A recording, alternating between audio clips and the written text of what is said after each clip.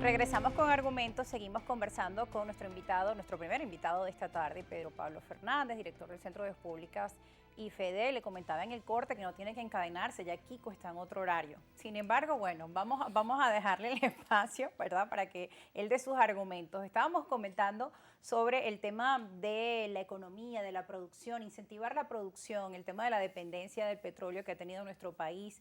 Y bueno, para ver lo positivo, en estos momentos puede ser una oportunidad para Venezuela de centrarse en otras áreas que no sean la producción petrolera. Sí. Lo Sí, que no se ha hecho en todos estos hablábamos años. de la industria petroquímica, de la industria agropecuaria, que como te decía al corte cuando me encadené, a mí lo que me apasiona de este tema es, perdón, la última industria es la industria turística. Son tres áreas donde Venezuela puede desarrollar empleo para toda Venezuela. A mí lo que me apasiona de este tema es la conciencia que tenemos desde el IFEDEC, donde estudiamos todas estas cosas, del potencial que tiene Venezuela, Claro. para que no haya una sola familia en este país que no tenga la oportunidad con su esfuerzo, con su trabajo, de superar la pobreza. ¿Sí? ¿Qué es lo que necesita Venezuela? No un gobierno que esté repartiendo cajas CLAP ni que esté repartiendo ayuda. Un gobierno que desarrolle una política económica que estimule inversiones para que se generen empleos. ¿Dónde se pueden generar empleo? En esas tres áreas. Si el gobierno desarrolla, si desarrollamos en Venezuela un modelo económico, este gobierno no puede porque no genera confianza y hace falta generar confianza para que haya inversiones. Pero si desarrollamos en Venezuela estas tres áreas, nosotros podemos darle oportunidad a todas esas familias que hoy están viviendo en una situación de pobreza absolutamente inexplicable, injustificada, oportunidades para salir adelante. Invitar a los venezolanos con el esfuerzo creador, con el sacrificio, con el trabajo de cada uno, a que nosotros podamos construir ese país con el que soñamos, que no es otro que un país que le dé oportunidades a todos de tener las posibilidades de vivir con dignidad. Y creo que esta es una oportunidad para desarrollar todo esto. Tú me preguntabas al principio sobre las primarias. Para mí es mucho más importante que el liderazgo opositor ponga a este país a soñar con un modelo distinto, con un país diferente, a que estén unos líderes que tienen 0.1% en las encuestas disputándose de quién es el candidato.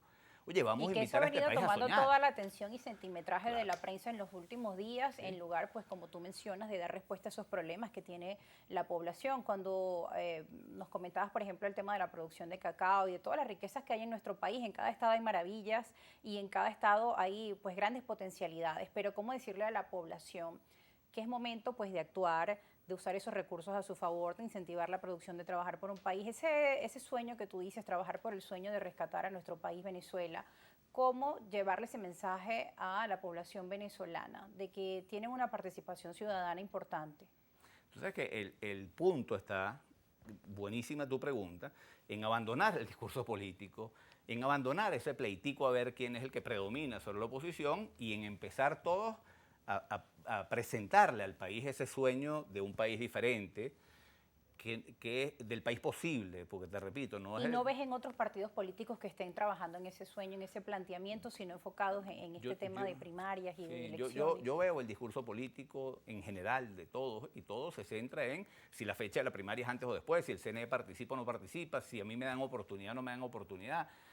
Y yo cuando los veo digo, la desconexión con el país se explica perfectamente desde el discurso, cuando la gente tiene hambre, cuando hay un montón de madres que no tienen que darle de comer a sus hijos, cuando los padres de familia están desesperados por ver cómo resuelven su problema económico, cuando yo veo el discurso político digo, no puede haber nadie en este El país que tema de esté la pendiente educación en de esto. nuestro país, El tema de el la regreso a educación, clases, por ejemplo. mira, un tema fundamental. La educación tendría que ser en Venezuela un instrumento de ascenso social. Es decir, ¿qué era la educación para ti y para mí? Era un instrumento para progresar, para salir adelante, para crecer, para desarrollarnos. Era la oportunidad de tener un mejor empleo, de vivir una Claro. vida mejor. Hoy la educación no es eso. Hoy la forma para el ascenso social tiene menos que ver con la educación y mucho más que ver con la proximidad a quien maneja la renta o a quien está en el gobierno. La educación en el suelo, las escuelas en el suelo, los maestros sin un ingreso que les permita ni siquiera llegar al colegio. Hablando de Barlovento, yo estuve en Cúpira y escuelas donde los maestros tienen que ir en moto por unas carreteras que están absolutamente deshechas, de barro, llenas de agua. Y que el pasaje es más caro El pasaje es más caro que lo que que ganan. lo que gana. Ahora, ese estado de la educación en un país que se llama socialista, el libertador Simón Bolívar decía, las naciones marchan hacia el término de su grandeza con el mismo paso que camina su educación. Es decir, si la educación en Venezuela está como está, ¿hacia dónde va Venezuela? Estos son los grandes temas que hay que debatir. ¿Cómo hacemos para recuperar la educación, sobre todo los más pobres? Porque lo que está viendo es una brecha cada vez más grande entre la educación de las clases que tienen más recursos y la educación de los más pobres. Claro. Cada vez y la con brecha la pandemia se ensancha. se agudizó aún más, los que tienen conexión a internet, aquellos que no, bueno. Y la educación debería igualarnos. Claro. La educación es un mecanismo para igualar oportunidades.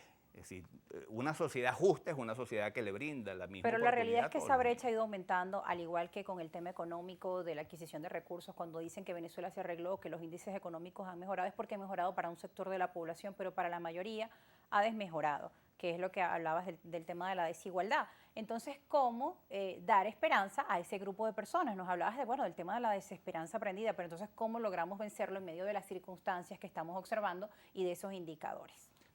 proponiendo cosas, así, hablando de esos temas y hablando de esos temas en perspectiva, es decir, qué podemos hacer en Venezuela, las cosas que podemos construir, cambiando el discurso. Si el discurso se limita a los temas políticos, pues nunca lo vamos a lograr.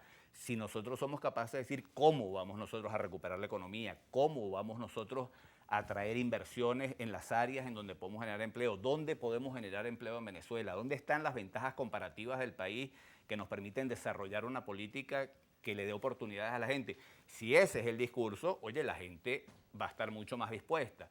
Si tú le hablas a la gente de Barlovento del potencial que tiene esa región, si desarrollamos y traemos inversiones para que aquí se instalen fábricas de chocolate y se creen las condiciones para que ellos puedan vender directamente sus productos a precio internacional, esa gente se va a motivar.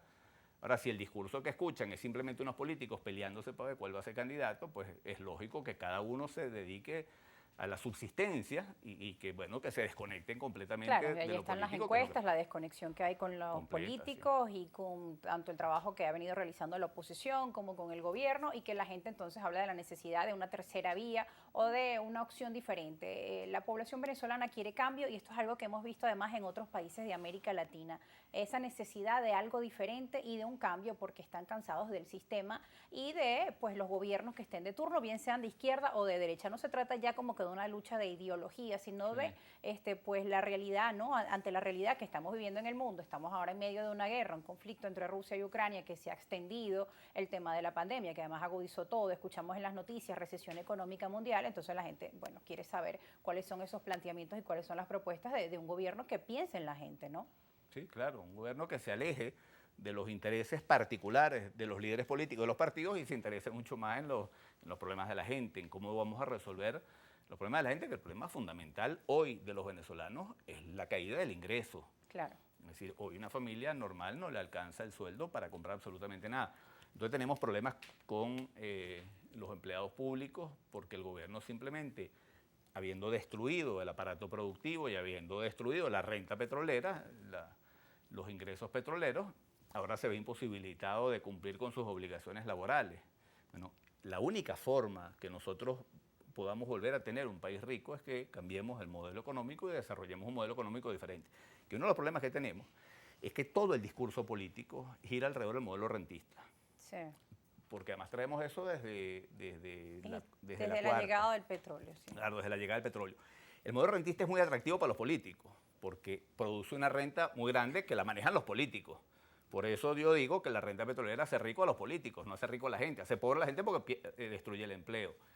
Ahora, todo el discurso político, cuando uno ve los candidatos presidenciales que hemos tenido de la oposición frente al gobierno, uno ofrecía legalizar las misiones, que iba a mejorarlas, que iba a crear nuevas, o sea, el mismo modelo rentista, que iba a aumentar la producción petrolera, todo en base al sostenimiento del modelo rentista.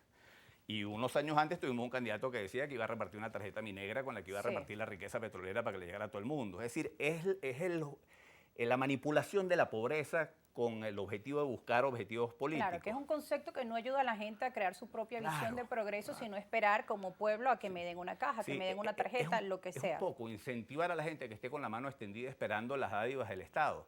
En lugar de decirle a la gente, vamos a echarle pierna, vamos a trabajar, tú dependes de ti, de tu trabajo, de tu esfuerzo. Es decir, la posibilidad que tú logres superar la pobreza depende mucho más de tu capacidad de esforzarte. Claro, eso se le puede decir a la gente en un país donde hay un estímulo a la inversión, donde hay un modelo económico que estimula la inversión y se generan oportunidades, que es lo que tiene que hacer el gobierno. Básicamente lo que tiene que hacer el gobierno es estimular un sector privado que invierte y genere empleo. Y después invertir en una política social que le da a la gente los instrumentos y las herramientas para que con su propio esfuerzo puedan superar la pobreza. Porque, repito, la pobreza nunca se va a superar con caja clap. Claro. La pobreza se supera cuando una familia logra tener un ingreso producto de un trabajo estable. Esos trabajos solamente los genera el sector privado. Y que el trabajo le permita acceder a la canasta básica, que es lo que establece mínimamente la Constitución, y Te no digo, esperar lo que llegue en una caja. Yo visito el país con muchísima frecuencia y cuando tú hablas con la gente dice, yo no quiero que el gobierno me dé nada. Yo lo que quiero tener es un trabajo para ganarme las cosas para mi familia con mi propio esfuerzo. Eso te lo dice, Rosa, el 99.9% Sí. de la población de este país. Quiere trabajar.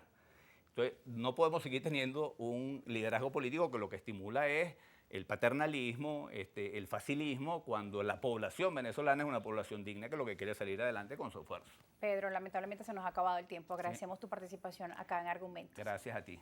Gracias por estar con nosotros. Tienen también sus cuentas en las redes sociales y también por esa vía vamos a seguir interactuando con nuestra audiencia. Por acá nos llegaron algunos comentarios, no nos dio tiempo de leerlos, pero bueno, después por redes sociales haremos ese seguimiento. Seguro. Gracias por estar con nosotros. Gracias a ti. Nos vamos a la pausa, ya regresamos con más argumentos.